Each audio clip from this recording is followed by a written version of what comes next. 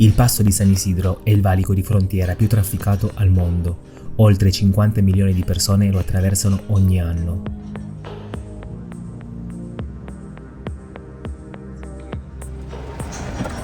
Centro.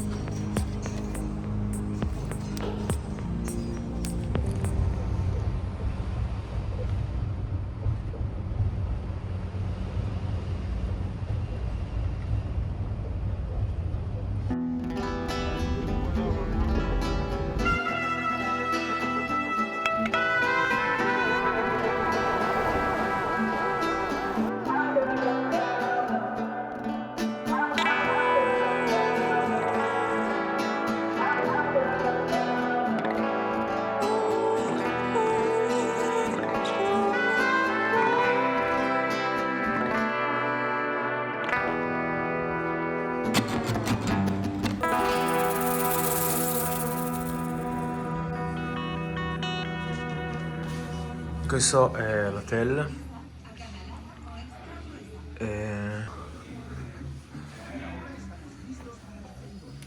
Un po' così. Questo è il bagno.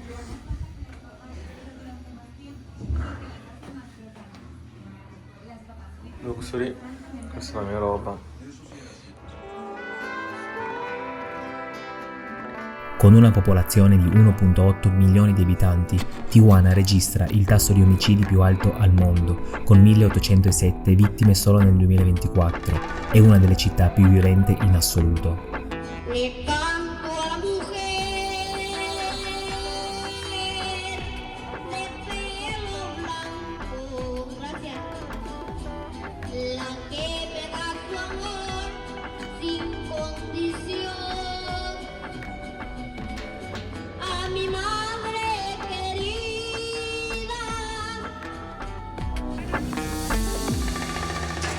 Ho il presentimento che oggi sarà una giornata davvero intensa.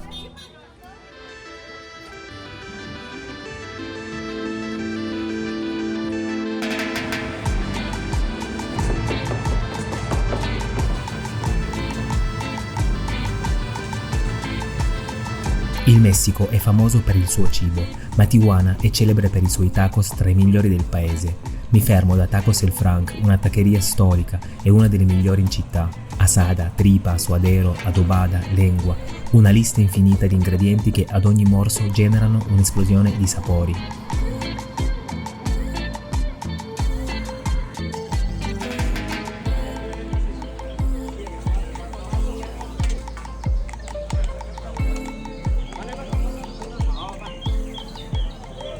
Direi che mi sono saziato. Mi trovo nel territorio di due dei cartelli più spietati del Messico, il Jalisco Nueva Generación e il Sinaloa. Una guerra senza fine per il controllo del territorio, del traffico di droga e degli esseri umani. Ogni anno migliaia di persone scompaiono nel nulla, lasciando dietro di sé solo il silenzio dei desaparecidos. Eppure, in contrasto a questa brutalità, c'è l'energia della gente, come quella di Victor, un luchador in pensione che per aggiustarmi i jeans non vuole soldi, ma una sfida a braccio di ferro. Ya. 1, 3, 2, 1. A fuerza, por favor. Dale, dale. Ey, veme bien, dale. Te voy a ayudar, te voy a ayudar. Ah, qué fuerza, qué fuerza. No. 75 años, señores. Pobrecito peruano. No voy al gym, pues. Tengo que volver. 3, 2, 1. Ay, qué fuerza, qué, no. Ay, no. Fuerza. Este peruano le falta comer. Por eso se vino a su tierra, porque no tiene hambre. Denle de comida cuando lo vean en la calle. Viejito, 75 años. Ni siquiera sentí su fuerza. Tiene 30.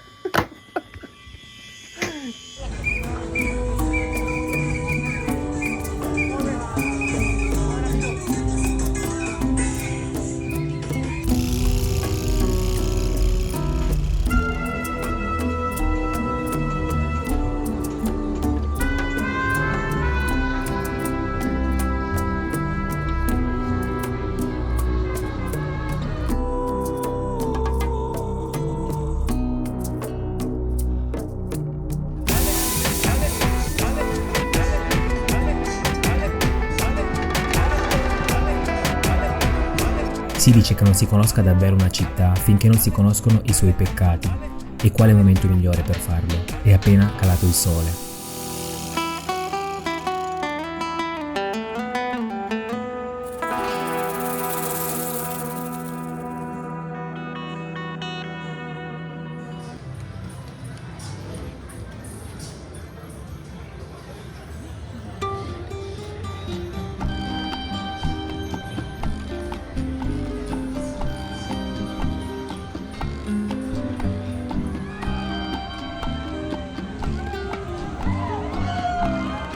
Come ha avuto inizio tutto questo? Negli anni 20, durante il proibizionismo negli Stati Uniti, niente alcol, niente gioco d'azzardo, niente divertimento, Tijuana, appena oltre il confine, divenne il rifugio perfetto per i vizi proibiti, un vero e proprio paradiso della trasgressione. Mentre cammino per le sue strade, scorgo un locale con luci intermittenti e musica elettronica.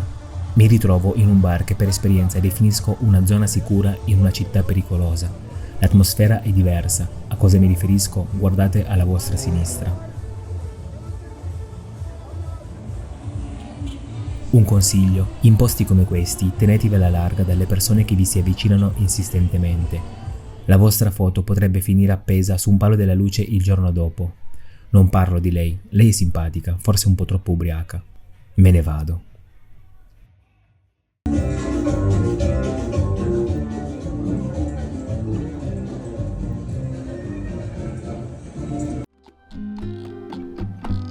È il momento di esplorare un altro volto di Tijuana, la famosa Zona Roja, un po' come quella di Amsterdam o quella di Bangkok, ma con un clima diverso e con leggi tutte sue. La chiamano la zona de tolerancia, dove ogni cosa ha il suo prezzo.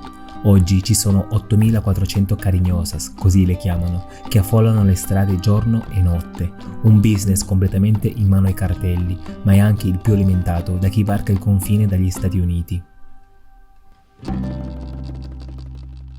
A vostro rischio e pericolo. E non contate con la polizia di Tijuana, è tra le più corrotte al mondo.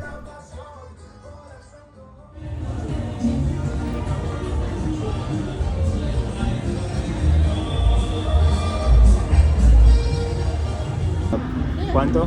400 para mí y 100 para el cuarto. Sí. ¿Cuánto es dólares? 30 para mí y 6 para el cuarto. ¿Me dices cuántos años tienes, verdad? 21. 21. Son dos posiciones. Normal y de 4. ¿Qué es educador? La normal y de 4. ¿Qué es 4? O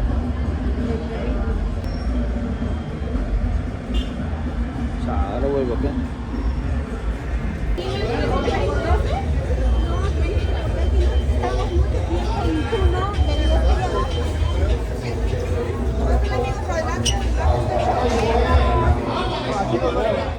Hola.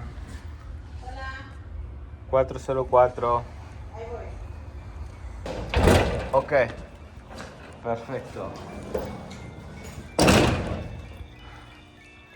Gracias.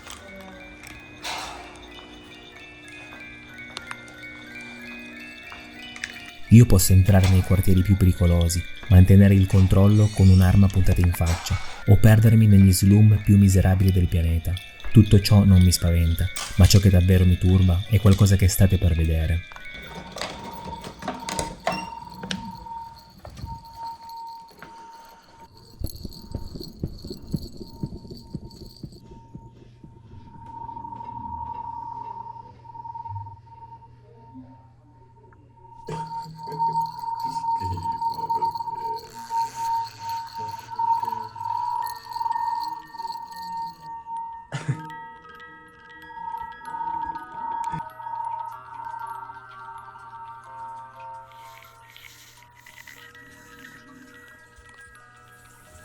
Che schifo.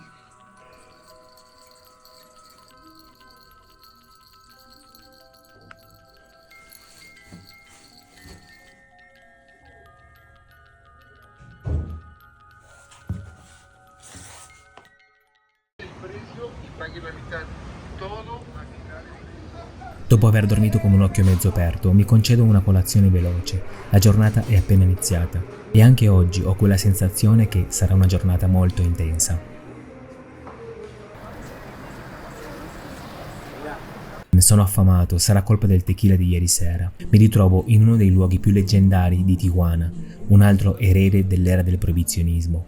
Cesare Cardini, un italiano che nel 1924 si trasferì qui dalla California per sfuggire alle leggi sul divieto di vendere alcol, aprì questo ristorante ed è proprio qui che nacque una delle insalate più celebri al mondo, la Caesar Salad.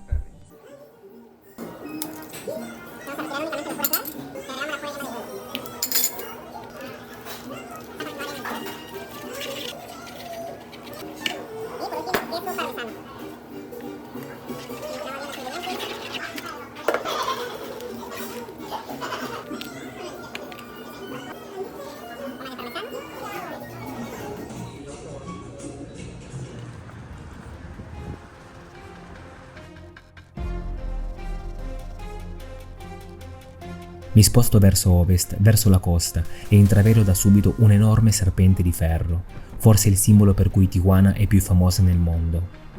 È impressionante.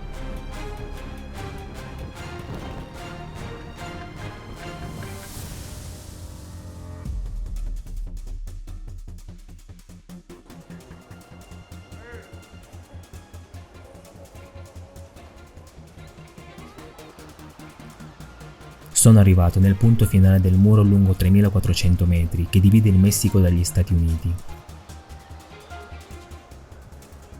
Mentre dall'altra parte 3 ragazzi si divertono a correre e filmarsi, da questa parte succede qualcosa di inaspettato.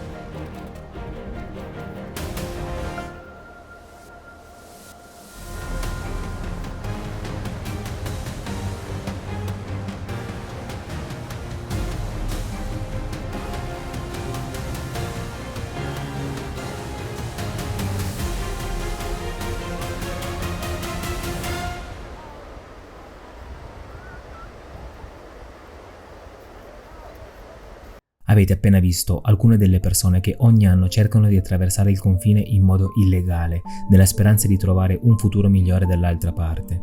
È qualcosa di assurdo. Come potevano pensare di non essere visti qui?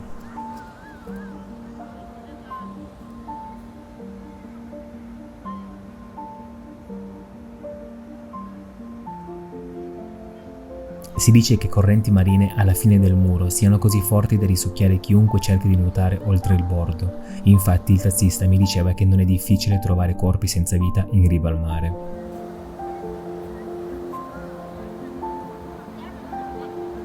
La barriera è fatta di lamiera metallica sagomata, la sua altezza va dai 2 ai 9 metri.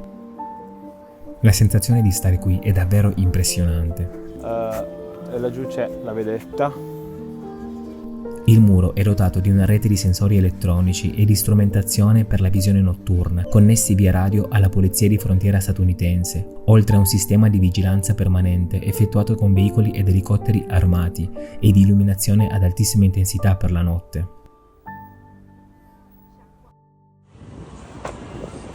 Torno nel centro di Tijuana, ma c'è qualcosa che continua a solleticare la mia curiosità. Voglio saperne di più.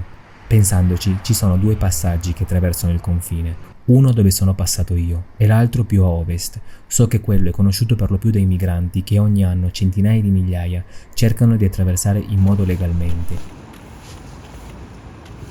Sarebbe il primo tentativo di ogni persona che vuole arrivare oltre.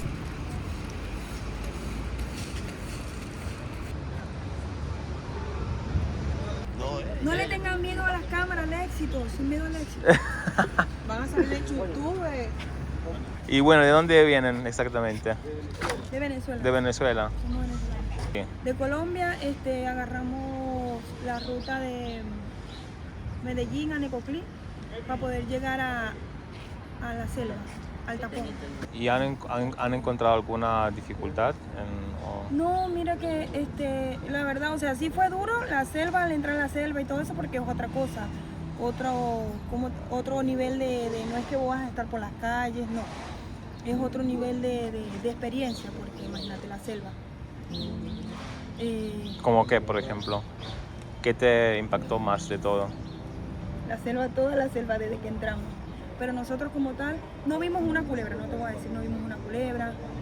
Una sola vez que escuchamos un ruido grande como de un felino o algo así. Sí, un ruido grande que nosotros dábamos por allá arriba en unas piedras, que tuvimos que agarrarnos duro y caminar rápido. Ah, sí, pero ¿dónde dormían? ¿Como en hospedajes o...? No, porque en la selva En uno la tiene selva, que dormir pues, en la orilla caminaban, del río. Caminamos de 6 a 6, a las 6 de la mañana a caminar. Todo el mundo a caminar a las 6 de la mañana. Paramos a las 10 para comer algo, unas galletitas, un atún, como a las 10 de la mañana, a las 11, a la hora que nos diera hambre, porque no podíamos atrasarnos mucho. Parábamos a las 10, desayunábamos, no durábamos 10 minutos. 10 minutos, lo máximo que durábamos ahí sentados comiendo, y seguimos caminando hasta las 6 de la tarde, que teníamos que parar a acampar porque ya era noche y nadie camina de noche porque no sabe por dónde va caminando. No hay una luz, no hay nada. ¿Y no hay nadie que le indica el paso? ¿O es porque la primera gente que ustedes ven va por ahí? Eso, por donde y van siguen? la primera persona, nosotros seguimos a es lo esa que te persona. guía. ¿Cómo es? Seguir las bolsas azules. La bolsa es azul, Sí, ¿sería? están marcadas. Hay un paso que está marcado con unas bolsas azules que ya ellos te dicen antes de entrar a la selva, por si te perdéis. Y hay uno rojo que pone que Caminar. no lo siga, que es el que ande, dice que roba. No, es malo. Sí, hay una parte donde ponen, Bolsa roja. las marcan con bolsa roja. Y el que sigue ese paso se va por otro lado y lo roban. O sea, Que dicen que bien malo. roban, los violan, qué sé yo, tantas cosas.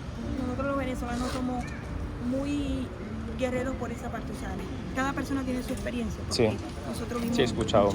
muchas cosas allá. así, ¿Cómo los qué? muertos. ¿Muertos? Sí, niños. Los primeros momentos fue un señor con su niño en brazos. El segundo muerto estaba uno tapado con una mata, ¿no? Había otro con uno encima del otro, así montado, tapados con una sábana. Otro en medio del río. En una carpa abierta, una muchacha muerta. ¿Y por qué se mueren? ¿Por hambre? ¿Por Sí, qué? algunos que se lesionan y ya no pueden caminar y como ya los que van de paso ya no llevan comida, ellos ¿con quién cuentan? Nada, se mueren de hambre, de sed, se deshidratan, algún dolor. Sí. Ay, Vimos a la gorda, allá había 3 personas, había 2 hombres y una señora gorda. Tenían 12 días y tenían los pies hinchados, así. Hinchados, te digo, algo así. Rojo, como con ganas de explotarse ese pie.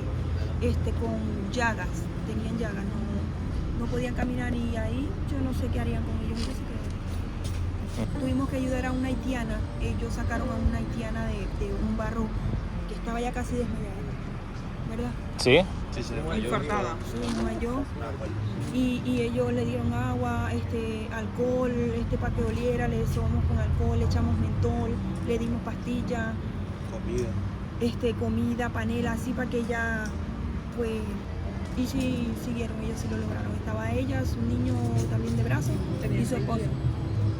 Ella tenía 6 días allá en la selva. Madre. Y sin comida, nada. ¿Cuántos días dura todo este viaje? En la selva, Prácticamente en una semana llegamos a Guatemala. Todo fue muy rápido porque nos bajábamos, nos montábamos y seguíamos. Donde se nos hizo llegar, donde más fue fuerte llegar fue aquí a México, que tuvimos que andar de pueblo en pueblo, nos costó bastante caminar, se gasta mucho dinero. ¿Y ahora qué están esperando? Y pues llegamos aquí, Dios nos bendijo, en 6 días nos llegó la cita, tenemos 18 días esperando, hoy es nuestro día, hoy nos toca la cita para poder entrar. Entrar a Estados Unidos. Sí, una vez que entran, ¿qué se hace? ¿Cuáles son los planes? Pues llegar, El que yo tenía aquí. los planes que tenemos todos, cumplir el sueño americano, llegar a trabajar. Sí, ya a Ciudad de México metimos la cita y se nos demoró 6 días. A nosotros, porque Sí. hay muchos que le demoran hasta 5 meses, 6 meses. Claro. ¿Cuántos años tienen ustedes? Yo 26. Oh, Yo 31, ella es mi hija de 16, sobrino de 16, mi hermana de 32, sobrino de 18. esta es una injusticia, ¿no? El factor que están haciendo todo este viaje. ¿Qué le dirías a una persona que te dice, no, quédate donde estás? ¿Qué le digo? No sé qué decirle. Nadie quiere salir de su país, nadie quiere salir de su tierra, de donde está su familia, donde tiene uno toda la vida Costumbres. nace, se cría, costumbre, todo. Y nadie quiere salir de su país, a uno lo hace porque le toca, por necesidad, porque uno le toca. No, uno no lo hace porque quiere o por gusto, no, uno lo hace por necesidad. Porque... ¿Esa es toda la ropa que tienen? Sí. Todo. Tenemos mucho.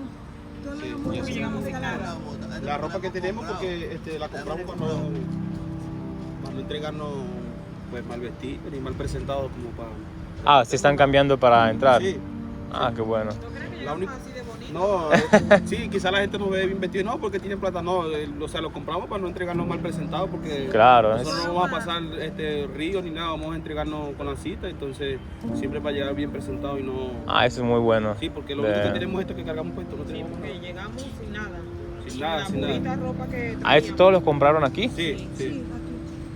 Qué bueno. Bueno, gracias amigos y buena suerte por todo. Gracias.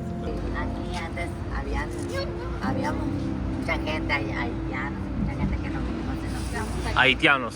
Ajá. De México y a Michoacán y todo, pero nos quitaron y nos mandaron a un albergue. Pero yo me salí del albergue porque había mucho balacero y eso me dio miedo. ¿Qué es balaceo? ¿Qué pasaba? Sí. Tiraban balazos. Ah. Entonces nosotros no salíamos. Pues. ¿Todos son sus hijos? ¿Cómo se llaman? Iván, Jimena, Rana y Mili. Ah, qué bonitos. Ah, duermen por aquí. Bueno, sí, están durmiendo en las casas, pues. ¿Y cómo hace con tantos bebés así? ¿Cómo? Con la paciencia, ¿no? Con la paciencia.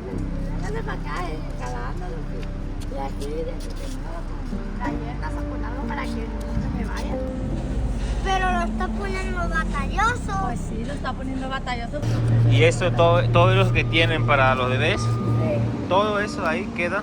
sí, pues es pañales, toallitas, cambio, pues galletas, agua. Comida y Estos pues son los pañales, estos son más de como de pañales. pañales todos. Y esto es agua y comida. Pues nos ponemos de bolita y como son puras chiquitas, ahí a los dos grandes aquí, a la niña está aquí, a la bebé en mis brazos y ya nos tapamos con todo. Y ahí está.